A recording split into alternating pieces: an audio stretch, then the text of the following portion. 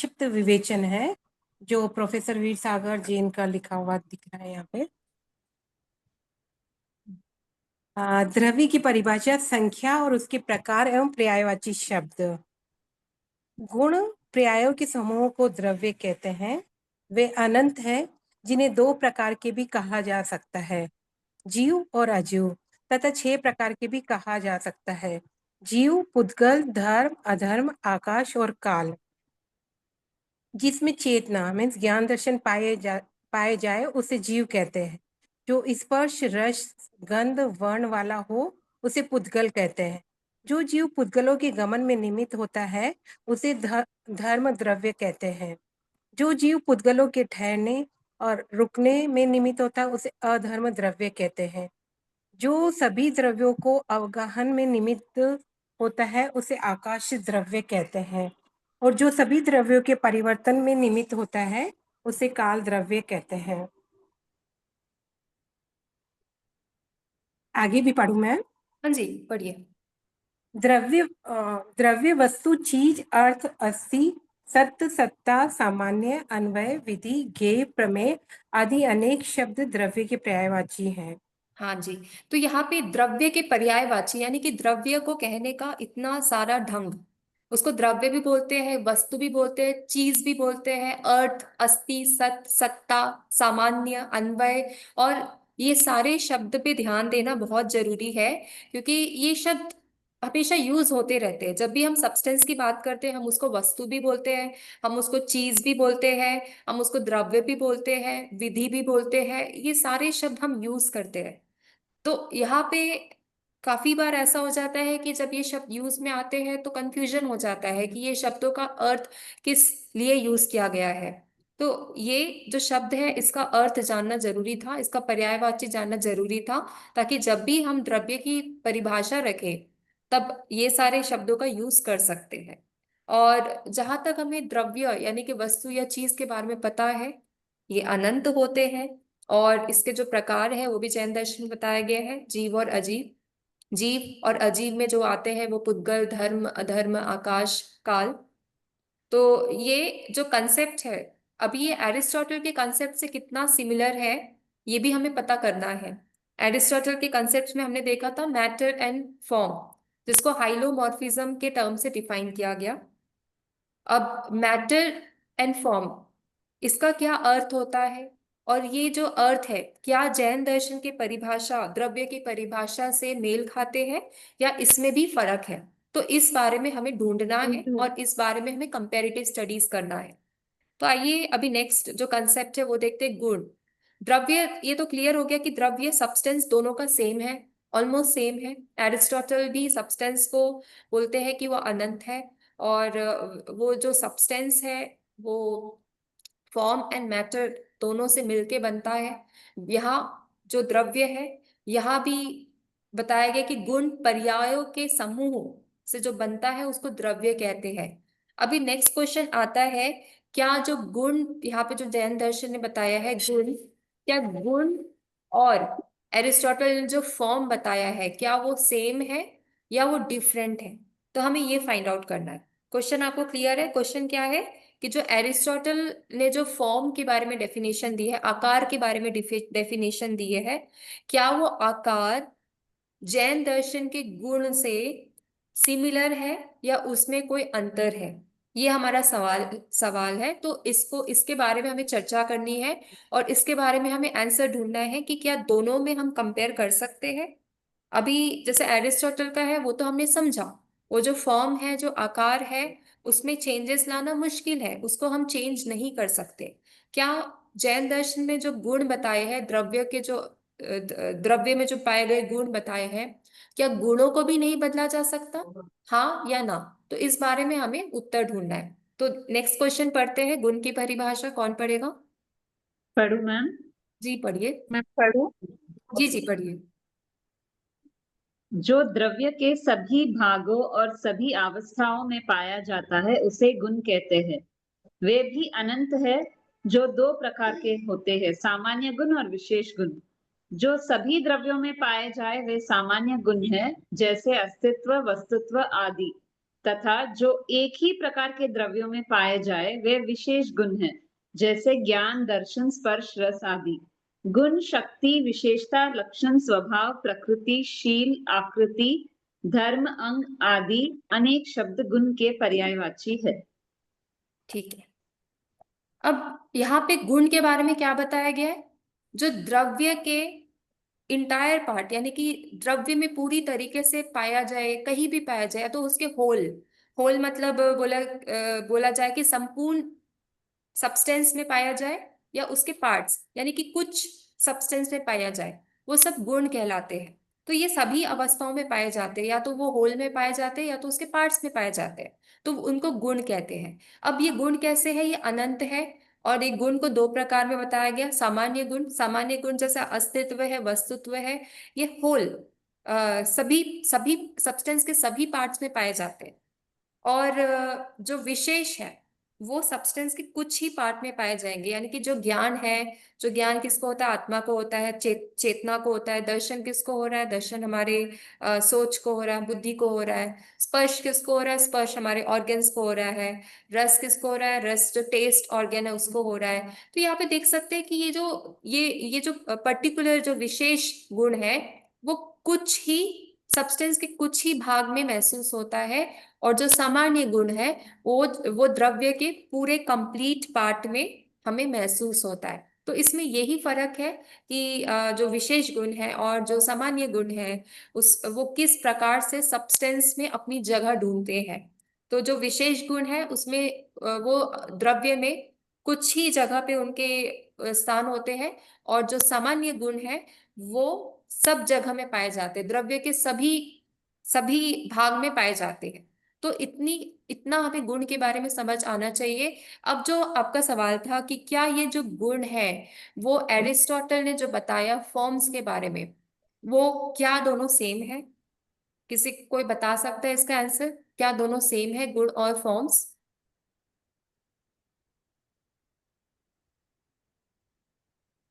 अभी फॉर्म्स क्या हो गया? फॉर्म्स Ma'am, हाँ, quality is gun, is जी, quality, quality is and good. it is hmm like finding the whole in every part. Like hmm those are the samanya. No, that hmm is also samanya guna, meaning all dravyas will have some common qualities of hmm existing, of hmm being true, of being real, hmm right? And hmm then there are some specific qualities of life, of non-living things, or of matter, or things like that. So Aristotle spoke about all that exists is material. Is it? I'm not sure. All the All that exists is material. No, no, no. No? All that Okay. exists contains of materialistic matter as well as And forms. form, yes. हाँ. So it has a material basis. Hmm. Jainism is talking about a non-material basis Hmm. also. Hmm. Only Pudgal is material, everything else is like non-material Hmm. Hmm. in Jainism. And in terms of form would be like one aspect, a quality, perhaps, right? In Jainism, Hmm. like having a form would be a quality of a substance.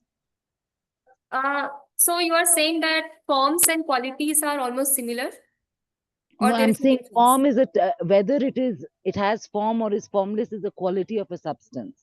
Hmm. It is a quality to be Uh, form or hmm. formless. Like, for example, I think Aristotle would deny anything formless Hmm. or anything Hmm. that is non-material, Hmm. right? We look at Hmm. Jivatma, we say it's non-material. It's yeah. Hmm. So So what you said, आपने जो बोला कि जिसमें भी form होता है वो एक क्वालिटी होती है. This is what you said, no? any material that has a form is its quality. It's one of its quality. It's a तो विशेष आप बोल गुण. रहे हैं कि जो फॉर्म है वो क्वालिटी है. G. It's a quality of a substance, whether it will have a form or not a form, or what form it will have. But It's a Aristotle type. के अकॉर्डिंग तो सारे जो substance है उसमें forms होते हैं. बिना Correct, forms के because तो he सब्सटेंस denies होगा नहीं. exactly. हाँ, so हम्म मैं जैन perspective से हम्म बोल रही थी. हम्म So that's what I understood. Yeah. Okay. So according to Jain perspective, you are saying that any quality has The form. Jainism, अभी जो हमने पढ़ा ना, अभी जो हमने पढ़ा is like everything that exists that is Hmm. true will have modes. Yeah. It is you Hmm. know it'll have changes. Yes. Paryay will be seen, Paryaya. and so that's where, like in Buddhism also we studied, they do not deny, they say everything is temporary, right? In Jainism we're talking about something that's permanent. Hmm.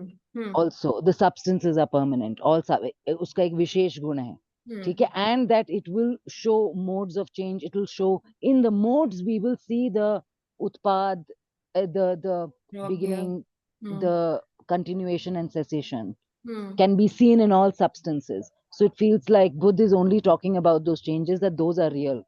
Nothing Hmm. here. So now, Aristotle, you mentioned those words yesterday with form and what was that, my matter. Everything that exists is in material and has a form, right? Hmm. That's what he's Yeah. saying. Yeah. Everything Okay. has the form and matter. Yeah. It's Yeah. called hylomorphism. Yeah. Yeah. Okay. So it was a good explanation. But many things we need to clear. Okay. So गुण के बारे में और समझते हैं, है ना? गुण के बारे में और डिस्कस करते हैं, बट उससे पहले पर्याय की परिभाषा भी देख लेते हैं। पर्याय क्या होता है और पर्याय किसे कहते हैं। तो यहाँ पे कोई पढ़ना चाहेगा पर्याय के बारे में? मैं पढ़ूं? जी जी पढ़िए। पर्याय की परिभाषा: संख्या, उसके प्रकार एवं पर्यायवाची शब्द। द्रव्य एवं गुणों के परिणमन को पर्याय कहते हैं। वे भी अनंत हैं, जो दो प्रकार की होती है: द्रव्य पर्याय यानी व्यंजन पर्याय और गुण पर्याय यानी अर्थ पर्याय। अवस्था: अवस्था, दशा, हालत, पर्याय, पर्याय, भाव, परिणाम, परिणमन, परिवर्तन, विशेष आदि अनेक शब्द पर्याय के पर्यायवाची हैं। हाँ जी, तो इसका क्या मतलब हुआ पर्याय के बारे में? जो द्रव्य में चेंज चेंजेस होते होता है, रहता है, बदलते रहता है, वो पर्याय है। परिवर्तन जो होता है वो पर्याय कहलाता है। हम्म। अच्छा, और क्या परिवर्तन गुणों में भी होता है?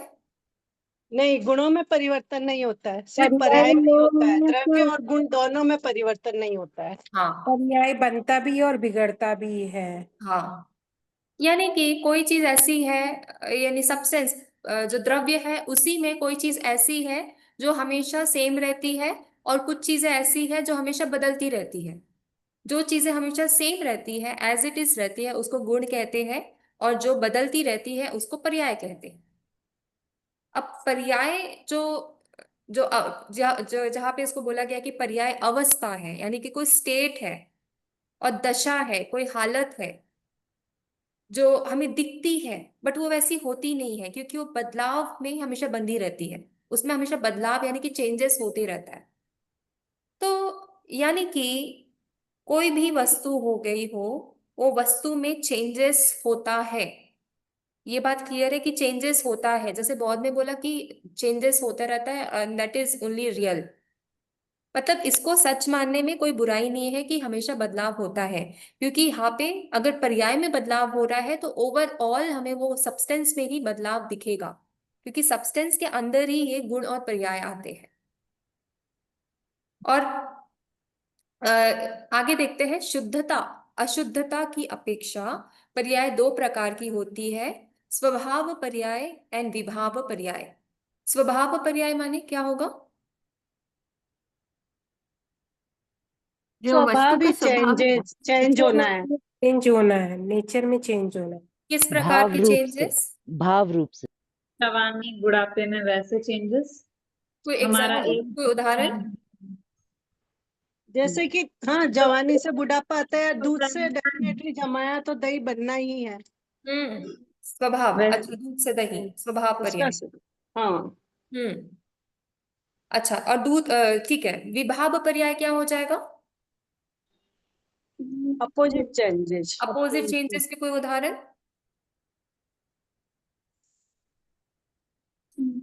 कंप्लीटली चेंज हो गई हो शायद। हाँ, मतलब कौन सी अवस्था में हम बोल सकते हैं कि कंप्लीटली चेंज हो गया है, विभाव हो गया उसका? जैसे कि कोई चीज है और उसमें वो लीलन फूलन आ जाती है तो वो एकदम चेंज हो जाता है। मैं मक्खन उसकी से घी, नहीं, वो तो बनता ही है, नेचुरल है वो तो। नहीं स्वभाव हो पर गया ना, वो तो विभाव जो उसके अलग ही हो जाए कुछ।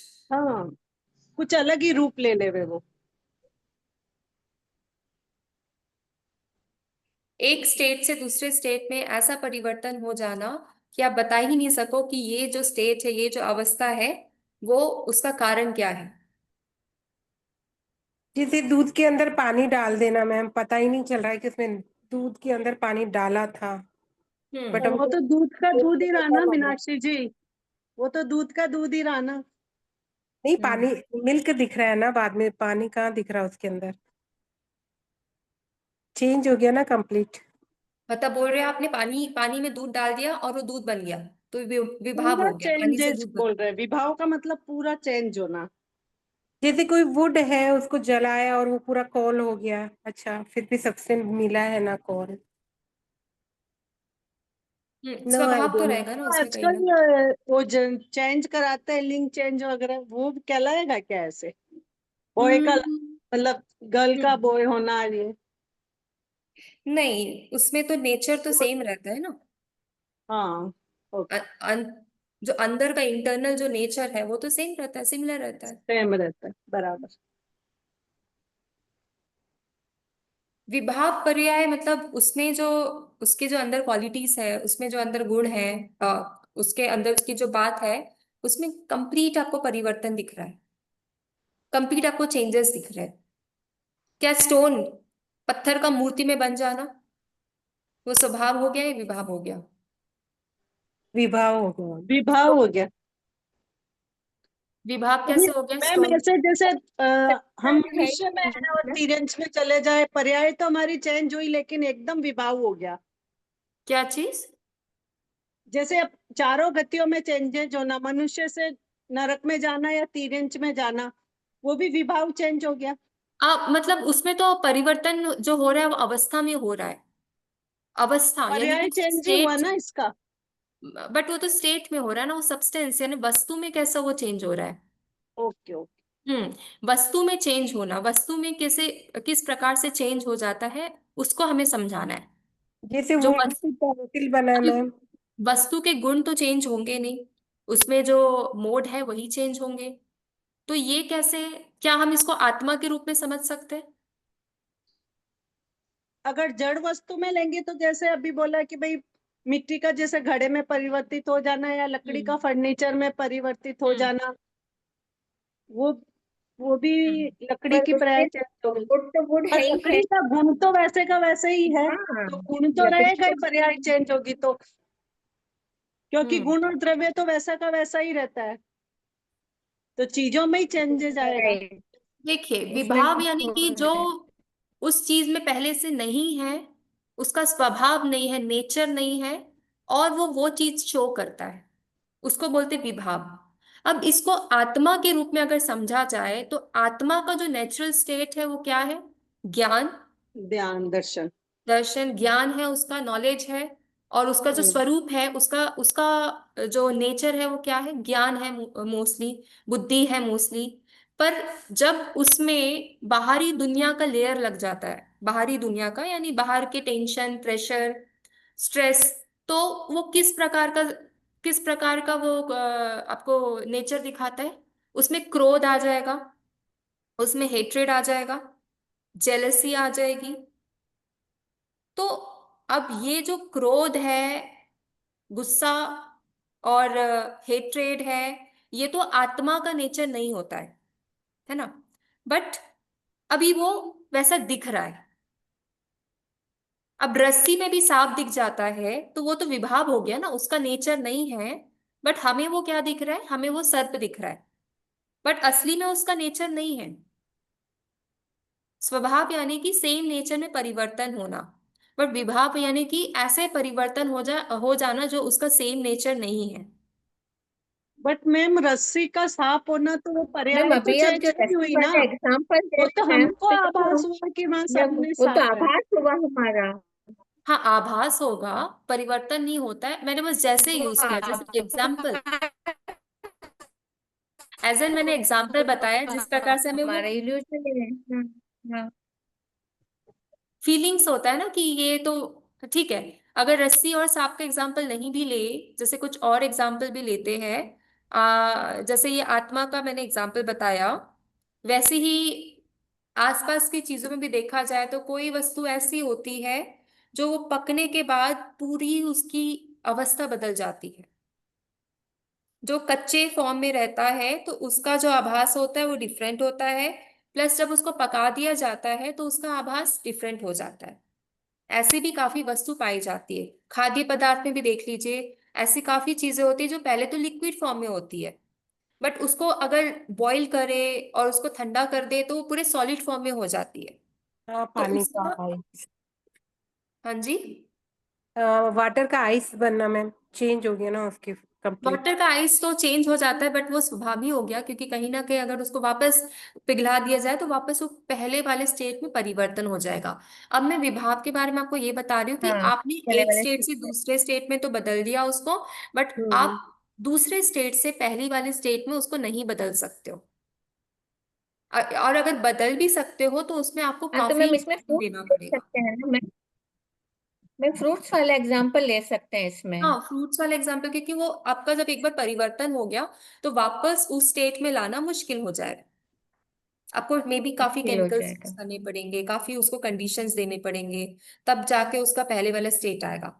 अदरवाइज तो उसका स्टेट चेंज हो गया है, विभाव हो गया, वो अपने अपने जो स्वरूप था वो स्वरूप से बिल्कुल अपोजिट हो गया है। नहीं, जैसे तो स्वभाव, इसको मैम अगर आम कच्चे केले का, मैम जैसे जैसे अगर पक्के आम केले मैम में चेंजेस होना, वो वापस कच्चा नहीं बन सकता, हाँ, तो वो भी वस्तु का पर्याय कहलाएगा। हाँ, मतलब एक तरफ से उसको बोल सकते हैं, पूरी तरीके से नहीं बोल सकते, क्योंकि अल्टीमेटली वो केला ही है, वो केला से हम्म। सेब नहीं बन रहा है।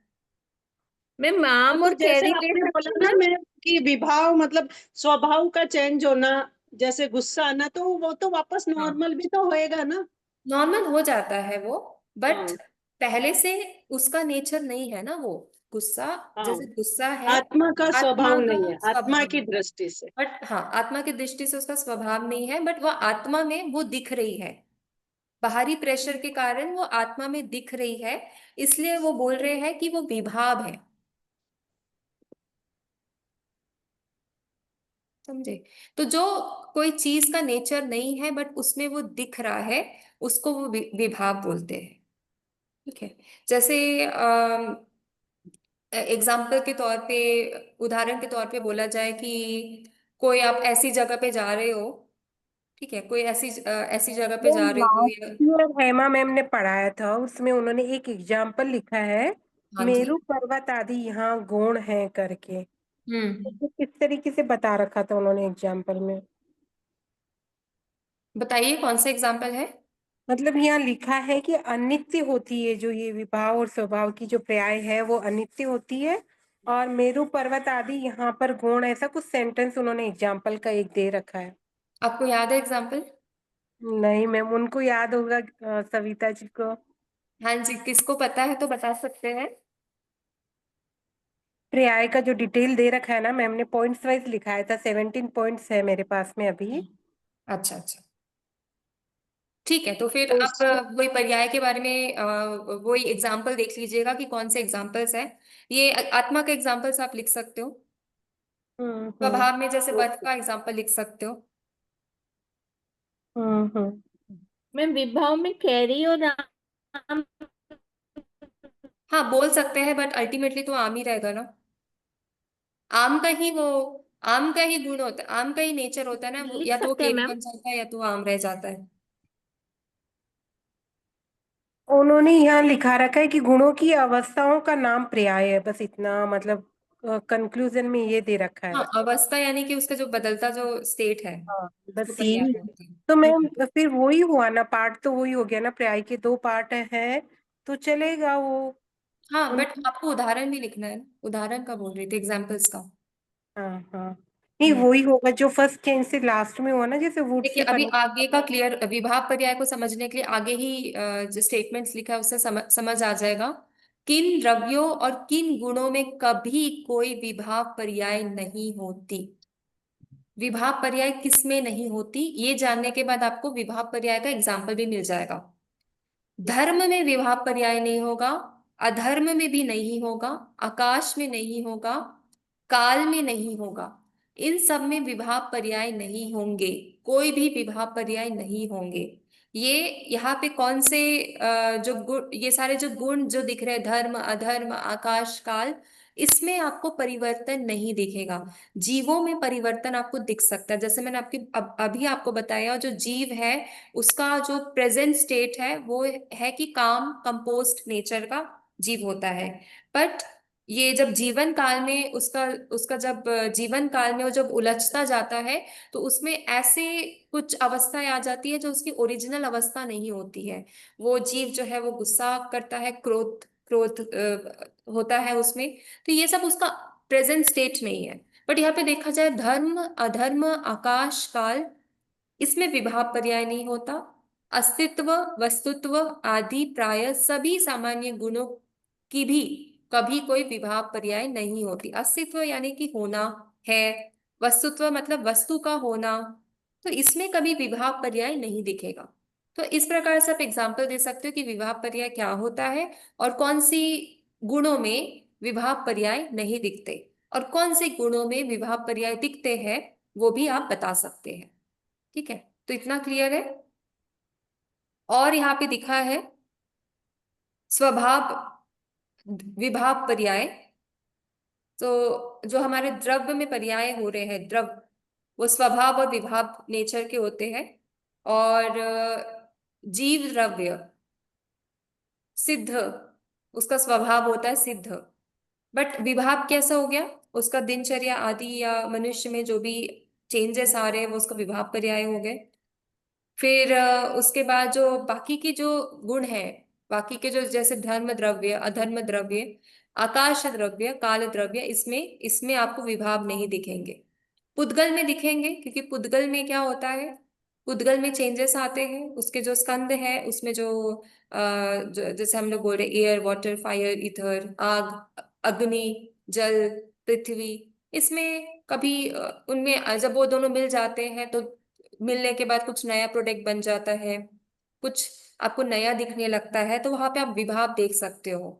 जैसे कि अभी आपने में से किसी नहीं, एग्जांपल जो दिया रखा है ना कि यहाँ पर एग्जाम्पल मैम, जीव और पुद्गल का, दोनों का हाँ, विभाव में चेंज हुआ है। तो जीव द्रव्य मनुष्य से त्रियंश में बन गया है, और पुद्गल द्रव्य अणु से लेके स्कंद में चेंज हुआ है, ये विभाव है मैम।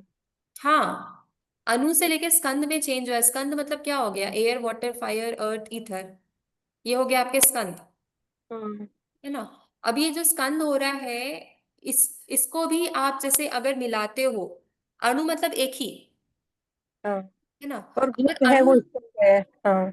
हाँ, अणु, बहुत सारे आप अणु को मिलाते हो जो कि अलग अलग एलिमेंट्स है, तो क्या हो गया, विभाव हो गया। अब जिसका डोमिनेटिंग नेचर होगा उसके हिसाब से वो परिवर्तन आपको दिखेगा। हम्म। जैसे अगर वाटर और एयर को मिक्स कर रहे हो, तो जिसमें जिसमें जिसका डोमिनेटिंग नेचर होगा, अल्टीमेटली प्रोडक्ट में भी हमें वही दिखेगा, तो विभाव हो गया। किसी एक का नेचर नहीं होगा, किसी मतलब दोनों का नेचर नहीं होगा, या एक का नेचर होगा, ये दोनों में से किसी का नेचर नहीं होगा, कोई तीसरे का नेचर होगा। तो जो भी डोमिनेटिंग फोर्स होंगी उसी का हमें उसमें अल्टीमेट प्रोडक्ट में उसका गुण दिखने लगेगा। तो इस प्रकार से ये विभाव और स्वभाव को समझाया गया है। अब ये सब चीजें जानने से हमें आत्मा और परमात्मा की सच्ची पहचान होती। जैसे मैंने अभी आपको बताया कि हम अपने जो आत्मा है उसको नहीं समझ पा रहे हैं, क्योंकि हमारे जो आत्मा है वो विभाव, जो गुण है, विभाव जो पर्याय है, उससे उसमें प्रभाव पड़ रहा है। तो जब विभाव के कारण इतना उसमें प्रभाव पड़ रहा है कि हम उसकी असलियत को नहीं पहचान पाते, इसलिए जब हमें असलियत को पहचानना है तो विभाव को हमें हटाना पड़ेगा, तभी उसका एज इट इज वाला रूप हमें दिखेगा। और इसको जानने से यानी कि द्रव्य गुण पर्याय को जानने से हमें क्या मिलता है, आत्मा की सच्ची पहचान मिलती है। वैसे ही द्रव्यों की सामान्य विशेषताएं, सभी द्रव्य अनादि काल से है और अनंत काल तक रहेंगे। कभी किसी मूल्य द्रव्य का उत्पाद या विनाश नहीं होता। उत्पाद विनाश तो मात्र उनकी अवस्थाएं में होती है, अवस्थाएं यानी कि अगेन पर्यायों में होती है। अतएव वे द्रव्य अपेक्षा नित्य और पर्याय अपेक्षा अनित्य भी माने जाते हैं। द्रव्य अपेक्षा क्या हो गया? नित्य। एंड पर्याय अपेक्षा क्या हो गया? अनित्य। क्योंकि कोई चीजें जब मिल रही है, डिफरेंट डिफरेंट चीजों के गुण मिल रहे हैं, तो उसको अलग भी किया जा सकता है। जैसे वैशेषिका में हमने पढ़ा था कंजंक्शन एंड डिसजंक्शन। कंजंक्शन यानी दो से ज्यादा चीजों को जोड़ना, और वही दोनों चीजों का टूट जाना। तो ये अनित्य होती है, इसमें कोई नित्यता नहीं होती है। तो सभी द्रव्य परस्पर मिलते हैं, एक दूसरे में प्रविष्ट भी होते हैं, परंतु कोई भी द्रव्य कभी भी अपना मूल स्वभाव नहीं छोड़ता है। ये बहुत इंपॉर्टेंट है कि उसमें पर्याय में चेंजेस हो रहा है, पर जो उसका तो द्रव्य का जो मूल स्वभाव है वो कभी नहीं छूटता है। जैसे कि जीव सदा जीव ही रहता है और पुद्गल सदा पुद्गल ही रहता है, क्योंकि ये सब्सटेंस है। अगर मैं क्वालिटी की बात कर, क्वालिटी भी नहीं, अगर मैं पर्याय की बात करूं तो पर्याय में चेंजेस आते हैं, बट सब्सटेंस में अल्टीमेटली चेंजेस नहीं आता है। और सभी द्रव्यों में एक आत्म द्रव्य ही सार है। सभी द्रव्यों में जीव द्रव्यों में भी अपना जीव द्रव्य यानी कि आत्मा द्रव्य सार होता है, क्योंकि वही वास्तव में ध्येय है। उसी के आश्रय से जीव को सच्ची सुख शांति प्राप्त होती है, और इसलिए आचार्यों ने जीव का कथन सर्वप्रथम किया है और उसे सर्वोत्तम एवं परम तत्व आदि संज्ञाओं से भी विभूषित किया है। तो आत्मा द्रव्य ही सार है, उसका प्रायोरिटी है, और इसको आप जीवन में प्रयोग कर सकते हैं। व्यवहारिक जीवन में आपको निरंतर इसका प्रयोग करना चाहिए, जिससे कि आप वस्तु और घटना को लगातार समझ सकते हैं और सच को समझ सकते हैं। जैसे कि अगर बहुत ही बेसिक सा एग्जांपल है, जनरल सा एग्जांपल है, आसपास की दुनिया में हम लोगों को कितना जज करते हैं। आज वो उसके पास पैसा नहीं है, धन नहीं है, तो हम उसको गरीब बोलेंगे, उससे हम दूरी लगाएंगे, उससे बात नहीं करेंगे। कल को जाके उसके पास धन दौलत ऐश और आराम सब आ जाएगा, तो हम उससे दोस्ती बढ़ाएंगे, क्योंकि हमें लगेगा कि ये हमारे साथ अगर रहेंगे, इसके साथ तो हमारा ही फायदा होगा। तो ये तो पर्याय ही हुआ ना, अवस्था जो बदल रही है। आज उसके पास नहीं है यानी कि उसमें वो अवस्था नहीं है, कल उसके पास सब कुछ है यानी कि उसकी अवस्था बदल गई है, और परसों भी वो अवस्था फिर से चेंज हो सकती है। ये अवस्थाओं, बदलती अवस्थाओं के को हम सच मान के चलते हैं, और उसी सच को हम नित्य मान लेते हैं। पर बात तो ये है कि वो नित्य नहीं होता, वो तो अनित्य है। मतलब उसका उसका टूटना पॉसिबल है। बात तो सही है ना? कितने लोग ये बात को मानते हैं? जैसे ईगो भी हो गया, या अहंकार अहंकार हो गया, गुस्सा हो गया। कभी कोई इंसान गुस्सा है तो आपको लगता है कि ये जो गुस्सा है इसका स्वभाव है, पर गुस्सा तो स्वभाव नहीं होता ना। गुस्सा तो होता है वो चेंजिंग अवस्था यानी कि पर्याय, जो कि बदला भी जा सकता है, क्योंकि वो आत्मा का नेचर नहीं होता। कितने लोग इस बात से सहमत है? अपने हाँ, पॉइंट्स। चेंज होता रहता है, गुस्सा बदलता नहीं, स्वभाव नहीं होता है। स्वभाव नहीं बदलता है। नहीं, बदलता है। स्वभाव नहीं है, गुस्सा होना उसका स्वभाव नहीं है, वो बदलता रहता है। हाँ, बदलता रहता है, वो अवस्थाएं हैं जो कि बदलती रहती है। तो बिल्कुल। पर्याय है वो। तो अगर हमें जैसे कि अभी ये जो यहाँ पे दिया है, इसको काउंसलिंग में काफी अच्छे से यूज कर सकते हैं। क्योंकि काउंसलिंग में आपको सामने वाले को क्या समझाना है कि जो आपका जो अभी ये जो गुस्सा है, क्रोध है, आपकी नाराजगी है, ये लिमिटेड टाइम के लिए है। इस बात को अगर इंसान समझ जाता है कि ये सब चीजें लिमिटेड है, और अल्टीमेट क्या है? अल्टीमेट है वो जीव, उस जीव का होना। तो इसको काउंसलिंग में काफी हद तक यूज कर सकते हैं। इवन कुछ लोग ज्यादा दुखी हो जाते हैं, सब कुछ छोड़ देते हैं, ये सोच के कि हमें हमारी लाइफ बेकार है। तो उनको भी ये सारी चीजों से और ये सारे कंसेप्ट से हम उनको गाइडलाइंस दे सकते हैं कि ये जो बातें आप बोल रहे हो इसका कोई परमानेंट नहीं है, ये टेम्परेरी है। बात सही है? करेक्ट मैम, चेंज होते रहेंगे। हाँ। तो इस प्रकार से ये जो कंसेप्ट है आज की अवस्था समझने के लिए काफी उपयोगी है। आज की स्टेट समझने के लिए, जैसे आजकल क्या हो रहा है, सुसाइड केसेस ज्यादा हो रहे हैं, इवन इन यंगस्टर्स। बहुत जल्दी उनको गुस्सा आता है, बहुत जल्दी वो परेशान हो जाते हैं छोटी सी छोटी बात के लिए। तो ये पॉइंट ऑफ व्यू समझना इंपॉर्टेंट था, और ये पॉइंट ऑफ व्यू अगर समझ के हम किसी और को भी बता सकते तो बहुत अच्छा है। ठीक है, ओके, इतना क्लियर है। एक बार आप लोग जो ये कॉन्सेप्ट था स्वभाव विभाव, इसके एग्जाम्पल्स आप लोग ढूंढ के आइए कि किस प्रकार के एग्जाम्पल्स आप लोग लिख सकते हैं। ठीक है, एक दो एग्जाम्पल्स तो डिस्कस किए, बट और एग्जाम्पल्स होने चाहिए। Yes ma'am. जी, ओके। आपकी नेक्स्ट क्लास नहीं है ना अभी? नहीं मैम, अभी कोई डिसाइड नहीं हुआ। गीता जी का मैसेज दिखा तो नहीं ग्रुप में हमको। हम्म, तो थोड़ा सा कंपेयर भी कर लेते हैं एरिस्टोटल के पॉइंट ऑफ व्यू से। ठीक है ना, कोई प्रॉब्लम नहीं है ना? मैम आपने अभी स्वभाव विभाव के एग्जांपल्स दिए थे क्या? मेरा नेट चला गया तो लिंक ही टूट गई थी मेरी, पर फिर मैंने अभी ज्वाइन जीवों किया। के रूप में ही एग्जाम्पल दिया था, जीव में बदलती अवस्था है। हम्म। जीव की अपने अवस्था को जो देख प्रेजेंट के स्टेट हमें में है। इनवाइट किया, अपने को देखने हैं एग्जाम्पल। हाँ, आप लोग को भी देखने पड़ेंगे ना थोड़े से, आपने तो इतना पढ़ रखा है जैनिज्म के बारे में। ये सब नोट्स तो मैम आपके भेजे हुए हैं ना? हाँ जी, भेजा हाँ। है। और आपकी मतलब अभी नेक्स्ट क्लास कब रहेगी मैम? नेक्स्ट क्लास मंडे को रहेंगी। सॉरी, नॉट मंडे, वेकेशन के बाद। थर्सडे रहेगी ना? ठीक है, आप लोग स्क्रीन देख पा रहे हैं? Yes ma'am. क्विकली रिवीजन कर लेते हैं और कंपेयर कर लेते हैं। यही दिख रहा है ना, Aristotle matter and form versus Jain substance and mode. Yes एक ma'am. Second yes ma'am, ma'am. Geeta ji का प्रेजेंटेशन नहीं है ना अभी? कुछ प्रेजेंटेशन मैसेज नहीं आया।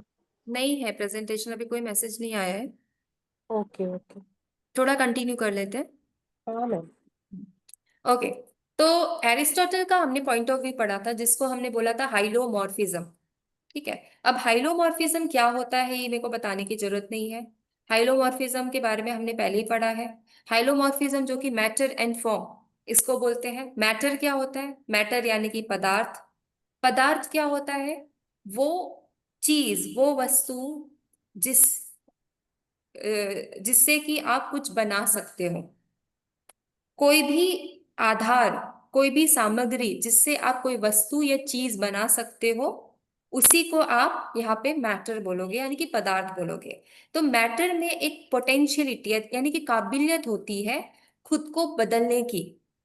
मैटर में वो शक्ति होती है खुद को बदलने की। तो यहाँ पे साम के दर्शन में भी प्रकृति पुरुष देखा था हमने। तो जो प्रकृति था, प्रकृति में जो गुण होते हैं, वो गुण में इतनी शक्ति होती है कि वो गुणों के मिश्रण से हम कुछ नया बना सकते हैं। तो यहाँ पे मैटर जो है, वो मैटर से भी आप, उसमें एक संभावना है कि कुछ नया आप लेकर आ सकते हो। कोई भी वस्तु की संभावना, उसको आप मैटर बोलते हो। और मैटर को समझना बहुत इंपॉर्टेंट है, क्योंकि आसपास की दुनिया में जितनी भी चीजें आप देखते हो वो मैटर है। बट वो मैटर से ही दुनिया बन जाती है, या मैटर के पीछे भी कोई कारण है, इसको हम समझ रहे थे। फिर उसके बाद हमने पढ़ा फॉर्म। फॉर्म यानी कि मॉर्फ, यानी कि रूप। कोई भी चीजों को बनाने के लिए उसका एक ब्लूप्रिंट होना इंपॉर्टेंट है। वो ब्लूप्रिंट को ही हम फॉर्म बोलेंगे। तो ये सार है जो पदार्थ को वास्तविक बनाता है। पदार्थ को किस तरीके से बनना चाहिए, पदार्थ को कैसे रहना चाहिए, पदार्थ को क्या बनाना है, वो कौन डिसाइड करता है? वो फॉर्म डिसाइड करता है। आपका आपका जैसे कि एग्जांपल है कंटेनर एंड कंटेन्ड। कंटेनर क्या हो गया? कंटेनर फॉर्म हो गया। अब कंटेन्ड, उसके अंदर जो क्या है वो है मैटर। तो मैटर को आप किसी भी प्रकार का रूप दे सकते हो, कोई भी प्रकार का रूप दे सकते हो। और वैसे सब्सटेंस क्या हो गया? पदार्थ और रूप के संयोग से बनी हुई वस्तु, उसको सब्सटेंस बोलते हैं। तो पदार्थ और जो रूप है, जब इसका इसका संयोग होता है और ये जब मिल जाती है तो उसको सब्सटेंस बोलते हैं।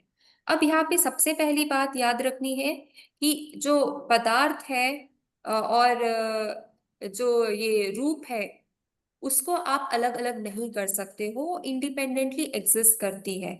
पदार्थ और रूप भौतिक वस्तुओं में स्वतंत्र रूप से अस्तित्व में नहीं रह सकते, वो एक साथ रहते हैं, स्वतंत्रता नहीं है उसमें, वो एक साथ रहते हैं। दूसरा, जो पदार्थ है वो सापेक्ष है, और जो एक स्तर पर रूप है वह दूसरे स्तर पर पदार्थ हो सकता है, मतलब रिलेटिव है। आज जो मतलब जिस प्रकार का आप रूप सोचेंगे उस प्रकार आप मैटर को उसमें ढाल सकते हैं। आज आपने सोचा कि फॉर्म ऐसा होना चाहिए, मूर्तिकार ने सोचा कि ये मूर्ति को ना मुझे वृक्ष जैसे बनाना है, तो उसने वृक्ष बना दिया। कल उसने सोचा कि वृक्ष की जो टहनी है ना, मैं उसको काट के उसको आदमी जैसे रूप बना देता हूँ, आदमी जैसे दिखा देता हूँ, तो वो वैसा भी कर सकता है, क्योंकि वो फॉर्म के बारे में सोच के मैटर को परिवर्तन कर सकता है। तो परिवर्तन को समझना है, परिवर्तन किस प्रकार के होते हैं ये अरिस्टोटल ने बताया है। पहला जो है एक्सीडेंटल, आकस्मिक परिवर्तन, जिसमें जो सब्सटेंस है वो तो सेम रहेंगे, सिर्फ उसकी प्रॉपर्टीज चेंज होंगी। अभी जैसे एग्जांपल में सुकरात, सोक्रेटिस संगीतकार बन गए, सोक्रेटिस तो वही रहेंगे ना, सोक्रेटिस यानी कि सब्सटेंस वो वही रहेंगे, बट उनमें चेंजेस क्या आया, वो फिलोसोफर थे, फिलोसोफर से म्यूजिशियन बन गए, तो ये उनमें चेंजेस आ गया, उनमें जो प्रॉपर्टीज है वो चेंज हो गई। अभी एक्सीडेंटल है, क्योंकि कोई कोई कल्पना भी नहीं कर सकता कि सोक्रेट्स जो है वो संगीतकार बन गए, बट वो बन गए उनके गुणों की वजह से या उनमें आए परिवर्तन की वजह से। तो ये एक्सीडेंटल है जिसकी हम कल्पना नहीं कर सकते, पर वो कभी कभी हो जाता है, तो उसको एक्सीडेंटल बोलते हैं। दूसरा हो गया सब्सटेंशियल चेंज। अब इसमें क्या हो गया, नया सब्सटेंस आ गया। अभी हम जैन दर्शन में पढ़ रहे थे कि जो स्वभाव है उसको अगर दूसरे रूप में बदल दिया जाए तो नया सब्सटेंस बन के आ जाता है, नया द्रव्य अस्तित्व में आ जाता है। जैसे बलूत का बीज बलूत का पेड़ बन जाता है, बीज से पेड़ बन गया, हालांकि उसमें स्वभाव तो सिमिलर था, बट उसका रूप और उसका जो फॉर्म और उसका जो पूरा स्ट्रक्चर है वो पूरा बदल जाता है। तो ये सब्सटेंशियल चेंज हो गया। बाहर से आपको कुछ और दिखने लगता है, एक छोटा सा बीज बाहर से आपको कुछ और दिख रहा है, उसमें सब्सटेंशियल चेंज हो गया।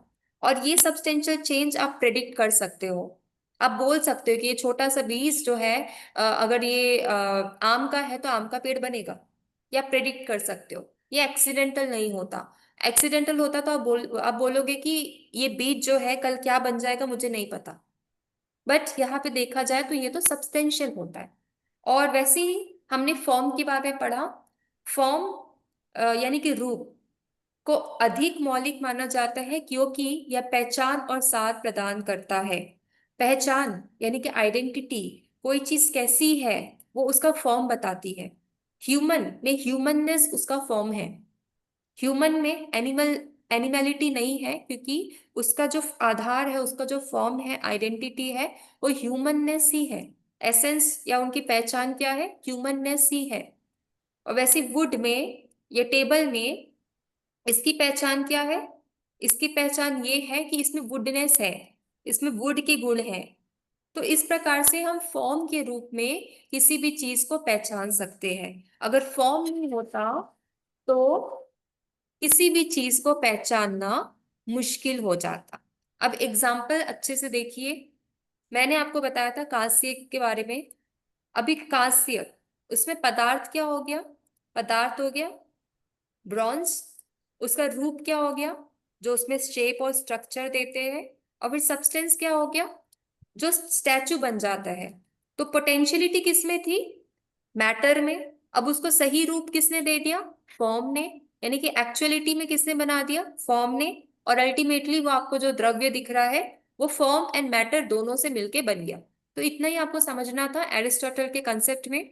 और इसमें परिवर्तन क्या होता है, बिल्कुल होता है। परिवर्तन कैसे होता है, अगर उसको काफी टाइम तक रख दिया जाए, छोड़ दिया जाए, तो उसके जो स्ट्रक्चर है उसमें खराबी दिखने लगती है ना। तो इस वजह से बोलते हैं कि चेंजेस तो है, परिवर्तन तो होता है उसमें, फॉर्म में चेंजेस नहीं होंगे बट मैटर में आपको चेंजेस दिखेगा। और क्योंकि फॉर्म ये मैटर में आपको चेंजेस दिखता है, तो अल्टीमेटली जो उसका आकार है उसमें भी कहीं ना कहीं परिवर्तन दिखना संभव है। तो वहां पे और एग्जाम्पल दिया है जीवित प्राणी के बारे में, लिविंग ऑर्गेनिजम्स के बारे में। बनते किससे है? मैटर, यानी कि फ्लैश बोन्स, मांस और हड्डियों से बनते हैं। फॉर्म क्या है उसका? साइकी, सोल, ये सारी, और आत्मा, ये सब उसके फॉर्म हो गए। अब ये दोनों जब मिल जाता है तो क्या बनता है? सब्सटेंस बनता है। अब इसमें क्या परिवर्तन होता है? हाँ, इसमें परिवर्तन होता है। जीवन से लेके मृत्यु तक परिवर्तन ही परिवर्तन होता है। और मृत्यु पर जो उसका जीवन है, यानी कि जो रूप है, वो चला जाता है। और सिर्फ क्या बच जाता है? पदार्थ बच जाता है। और पदार्थ इस धरती में बाकी के जो पंच महाभूत है उससे मिक्स हो जाता है, और जो रूप है वो छोड़ के यहाँ से चला जाता है। तो ये सब्सटेंस के बारे में बताया गया। वैसे ही तीसरा एग्जाम्पल है घर के बारे में। तो होपफुली ये आइडिया आपको समझा होगा कि मैटर और फॉर्म से कैसे दुनिया बनती है और कैसे जितने भी जीव है, वस्तु है, वो बनता है, वो एरिस्टोटल के कंसेप्ट में बताया है। अब जैन ने उसी को द्रव्य, गुणा एंड पर्याय बोला गया है। द्रव्य, गुणा और पर्याय। द्रव्य का डेफिनेशन हमने अभी देखा।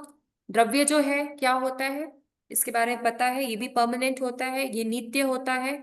और क्योंकि ये नित्य होता है तो इसकी जो अस्तित्व है वो उसमें होती है। अस्तित्व, उसमें अस्तित्वता को हम नकार नहीं सकते हैं। अब इसमें गुण जो होता है, गुण क्या होता है? गुण वो आवश्यक विशेषताएं जो एक द्रव्य को दूसरों से डिफरेंट करती है। यानी कि एक द्रव्य में अगर गुण डिफरेंट है, दूसरे द्रव्य में गुण डिफरेंट है, तो दोनों को हम बता सकते हैं कि ये अलग अलग है। अब पर्याय क्या होता है? पर्याय टेम्परेरी मॉडिफिकेशन होता है, कुछ समय के लिए ही मॉडिफिकेशंस होते हैं।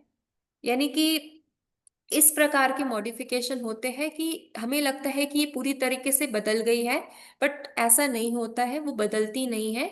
सिर्फ उसमें पर्याय रूपी बदलाव होता है। और एक पर्याय रूपी बदलाव से हमें लगता है कि जो अल्टीमेट जो सब्सटेंस है वो बदल गई है, बट जो सब्सटेंस होता है वो नहीं बदलता है। सब्सटेंस स्थायी होता है, शाश्वत होता है। तो इतना हमें समझना था। अब यहाँ पे देखते हैं। तो इसका जो मुख्य सिद्धांत यही हो गया कि इसमें उत्पाद, यानी कि ओरिजिनेशन, नया कुछ आता है उसमें नया पर्याय उत्पन्न होता है। व्याय, उसमें पुराने पर्याय नष्ट हो जाते हैं। और द्रव्य, इसमें क्या होता है? द्रव्य अपने आवश्यक गुणों के साथ स्थिर रहता है। परमानेंस, जो उसके कुछ आवश्यक गुण है उसको लेके वो स्थिर रहता है, उसको बोलते हैं द्रव्य। अब ये ये तो ना स्थायी होते हैं ना अस्थायी होते। जो हमारा सच है, रियलिटी है, वो जो वास्तविकता है, स्थायी यानी कि द्रव्य के रूप में, और अस्थायी पर्याय के रूप में, ये दोनों रूप में हमें दिखने को मिलते हैं। अब क्या ये अलग अलग होते हैं? इसका कौन मुझे बताएगा? आगे कौन एक्सप्लेन करेगा? कुछ कोई एक्सप्लेन कर सकता है? जी, इंदिरा जी, सविता जी। आ गया था तो मैं वहाँ उसको लेने चली गई थी। अच्छा, क्या था मैम क्वेश्चन? मतलब क्या एक्सप्लेन करना है? मैं हाँ जी, ये मेरे को क्वेश्चंस पूछने पड़ते हैं ताकि मुझे पता चले कि सब सुन रहे हैं या नहीं सुन रहे। नहीं, मैं सुनी थी, सिर्फ 2 मिनट्स के लिए गई मैम बाहर मैन गेट पे, अच्छा, वो ओके। वेजिटेबल्स लेके आया था तो वो लेने गई ये थी। नेट प्रॉब्लम बहुत ज्यादा है, लिंक ही चली जा रही है, तो मुझे समझ ही नहीं आ रहा कि क्या चल रहा है क्लास में। अच्छा। इसलिए मैंने अभी सब कुछ बंद कर दिया, दूसरे फोन से मैंने ज्वाइन किया मैम। मैं करूँ क्या सेकंड वन में? हाँ मैंने नहीं, मैंने अभी जो बात हुई थी वही है ना यहाँ पे, स्वाभाविक, वैभाविक।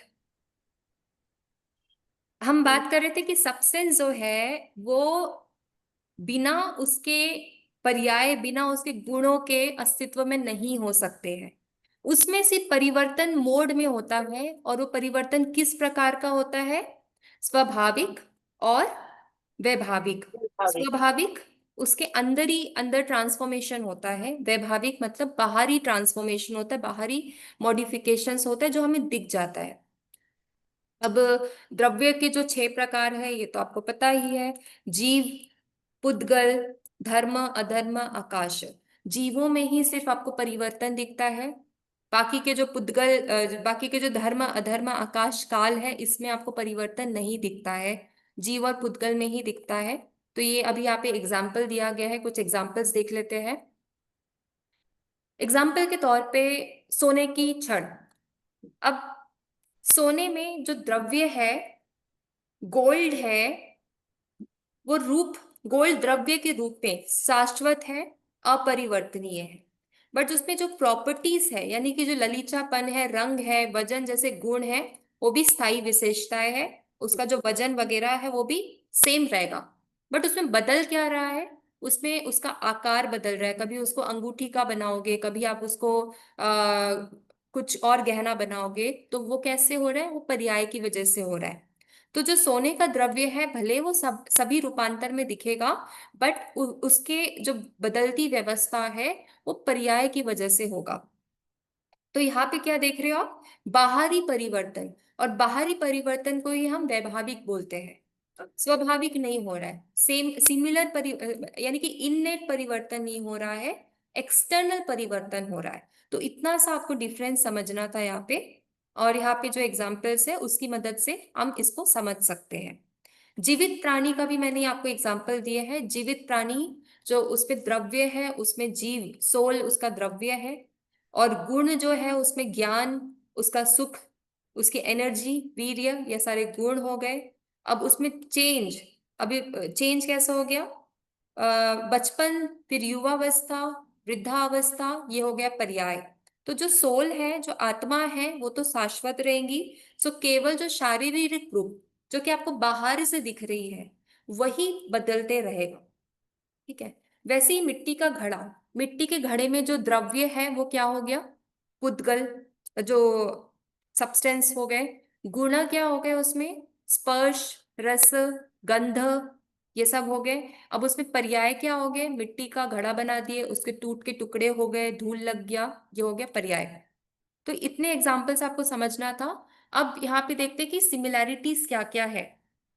बेसिक स्ट्रक्चर तो क्लियर है एरिस्टोटल एंड जैन का। यहाँ पे रियलिटी किस प्रकार की है, मैटर एंड फॉर्म का मिश्रण। यहाँ पे रियलिटी किस प्रकार की है, द्रव्य, गुण और पर्याय। अब दूसरा एस्पेक्ट है कि मैटर एंड फॉर्म जो है वो सेपरेट नहीं किया जा सकता, इंटरडिपेंडेंट है। यहाँ पे क्या बताया है कि सब्सटेंस, द्रव्य, गुण और पर्याय, ये तीनों चीजें इनसेपरेबल है। फिर तीसरा क्या बताया गया है, परमानेंस एंड चेंज। फॉर्म हमेशा सेम रहता है बट मटेरियल उसमें बदलते रहता है। इसमें क्या बताया, द्रव्य हमेशा, सब्सटेंस सेम रहता है, क्वालिटी सेम रहती है, बट पर्याय बदलते रहता है। और फिर इसमें एरिस्टोटल क्या बोलते हैं, मैटर जो है वो सब जगह आपको दिखेगा, इट्स लाइक अंडरलाइंग सबस्ट्रेट। और इसमें जो द्रव्य है वो हमेशा आपको दिखेगा। ठीक है, मैटर यहाँ पे सिमिलर रहेगा, सेम रहेगा, सब दिखेगा एक ही जैसा। जैसे सोना है, सोना सोना को आप किसी भी प्रकार का शेप दे दो, किसी भी प्रकार का रूप दे दो, बट वो तो सोना ही रहेगा। ठीक है। और एक्चुअलिटी एंड पोटेंशियलिटी भी देखा। यहाँ पे जो आकार है, फॉर्म है, वो एक्चुअलिटी होता है, और मैटर जो है उसकी पोटेंशियलिटी होती है। तो पोटेंशियलिटी यानी कि मैटर से फॉर्म भी आप बना सकते हो। और यहाँ पे पर्याय के बारे में भी हमने देखा। अब इसमें डिफरेंस क्या है, कोई इसके बारे में बता सकता है, दोनों में डिफरेंस क्या है एरिस्टोटल एंड जैनिज्म के कंसेप्ट में।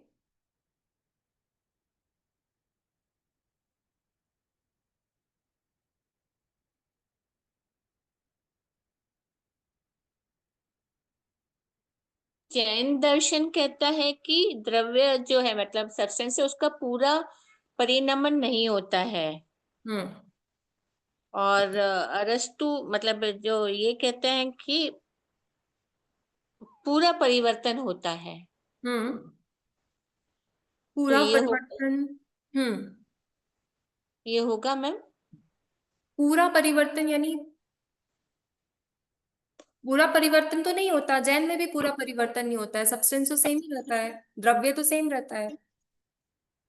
फर्स्ट पॉइंट ये बता रहा है कि बेसिक स्ट्रक्चर उसमें मैटर और फॉर्म होता है, और उसके अंदर द्रव्य गुण पर्याय, ये 3 चीजें होती है जैन के हिसाब से। हम्म सेकंड बता रहा है कि मैटर और फॉर्म एक दूसरे के ऊपर डिपेंड है हम्म के अनुसार द्रव्य गुण पर्याय एक दूसरे मोड से inseparable, मतलब अलग अलग है करके। अच्छा, हाँ, तो एक दो चीजें जाननी है कि इसमें एरिस्टोटल ने जो जो चीज को परमानेंट बताया है, वो किस चीज को परमानेंट बताया है, वो चीज जानना है।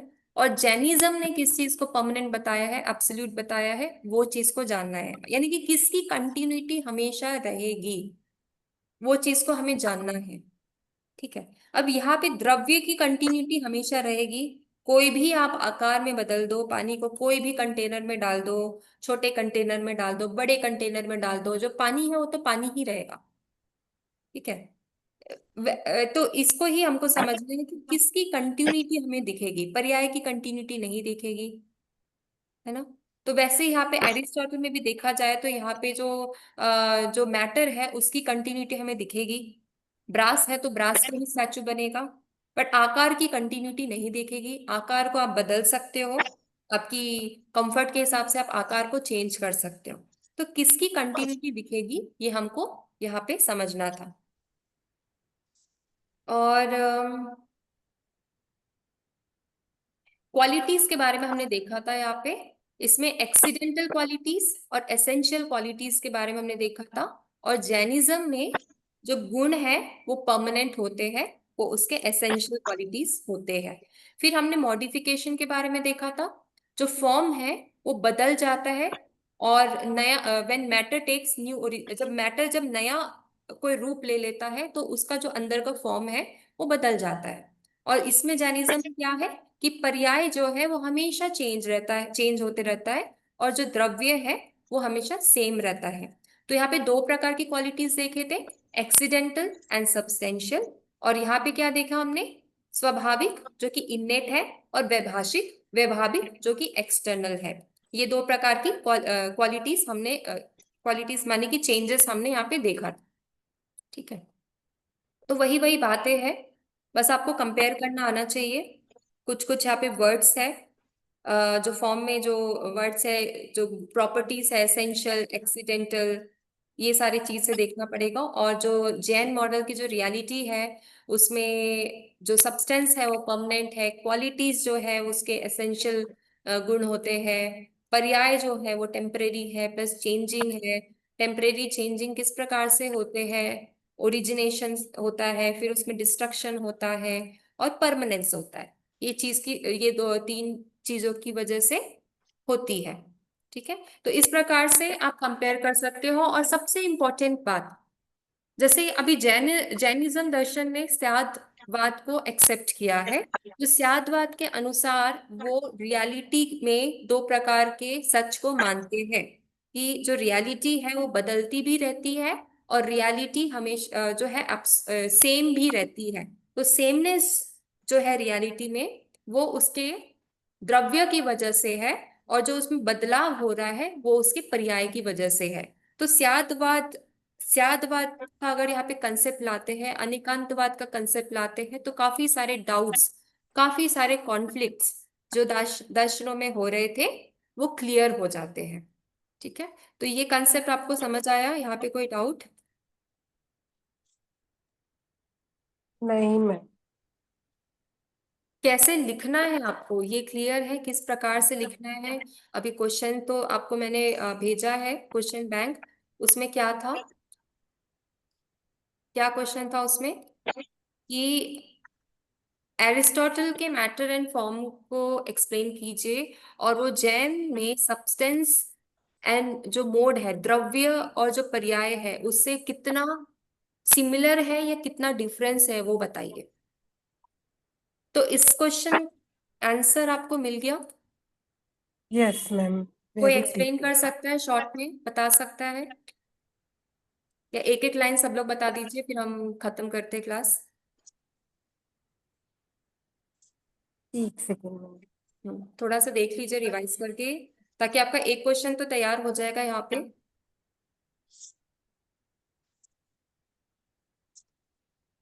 मैम अभी जो आपने बताए थे ना डिफरेंसेस, उनको सबको कंटिन्यू कर लेंगे तो मे बी क्लियर है, उसको और थोड़ा सा डिटेल से लिख लेंगे तो। हाँ, वही आपको भी बताना है कि क्या है वो। एटलीस्ट एक लाइन तो बताइए, इतना हाँ हम मतलब जैसे डिस्कशन के लिए। अरिस्टोटल ने बताया था कि रियलिटी में बेसिक स्ट्रक्चर मैटर और फॉर्म दो से मिलके बनेगा, और जेनिज्म में बताया है कि ये द्रव्य गुण और पर्याय इन तीनों से मिलके बन रहा है। हम्म। तो फर्स्ट डिफरेंसेस दोनों का ये हो गया। हम्म। और जैसे इसकी थ्योरी है कि मैटर इज अंडरलाइंग सबस्ट्रेट, हम्म। द्रव्य इज परमानेंट। तो हम्म। मतलब मैटर यहाँ पर चेंज होता बता रहा है अरिस्टोटल के हिसाब से, आकार बदल रहा है। हम्म। और इसकी जेनिज्म के हिसाब से ये परमानेंट चेंज हो रहा है द्रव्य के अंदर भी। हम्म। I think ma'am like that only. हाँ, और क्या बता सकते हैं? अलका जी बताइए, इंदिरा जी, सविता जी, ऐड कीजिए इसमें कुछ पॉइंट्स। और क्या बताया मैंने? क्वालिटीज के बारे में बताया, क्वालिटीज जो एक्सीडेंटल है, बता दो एसेंशियल। कि कुछ परमानेंट है, जैसे फॉर्म इज प्राइमरी सब्सटेंस है और प्रोवाइड्स कंटिन्यूटी होती है इसके अंदर। हम्म। इसके अंदर सब्सटेंस द्रव्य इंटरनल भी हो सकता है, हम्म। अनक्रिएटेड है। हम्म। तो डिफरेंट क्लियर है कि डिफरेंसेस भी बता रहे हैं, यहाँ पे बहुत हम्म। सारे डिफरेंसेस यहाँ पे हम्म। है, तीन है। हाँ, अच्छा। और मैंने ये जो डिफरेंस बताया आपको कि चेंजेस किस प्रकार के होते हैं, एरिस्टोटल में चेंजेस किस प्रकार के होते हैं, एक्सीडेंटल, सब्सटेंशियल, और एक्सीडेंटल जेनिज्म में। होते हैं, और जेनिज्म के अंदर गुणों के अंदर परमानेंट होते हैं। हाँ, गुण तो परमानेंट होते हैं, बट उसमें हाँ, चेंजेस जो पर्याय हो रहे, पर्याय किस प्रकार के होते हैं पर्याय? पर्याय कॉन्स्टेंटली हो रही है, चेंज बदल रही है, मतलब पर्याय हमेशा बदलती रहती है। कैसे बदलती है? स्वाभाविक और वैभाविक। स्वाभाविक क्या होता है, वैभाविक क्या होता है? वैभाविक रूप में बदल रहा है। हम्म। स्वाभाविक मतलब क्या होता है, वैभाविक मतलब क्या होता है? नेचुरली चेंज हो रहा है, वो स्वाभाविक नेचुरली है।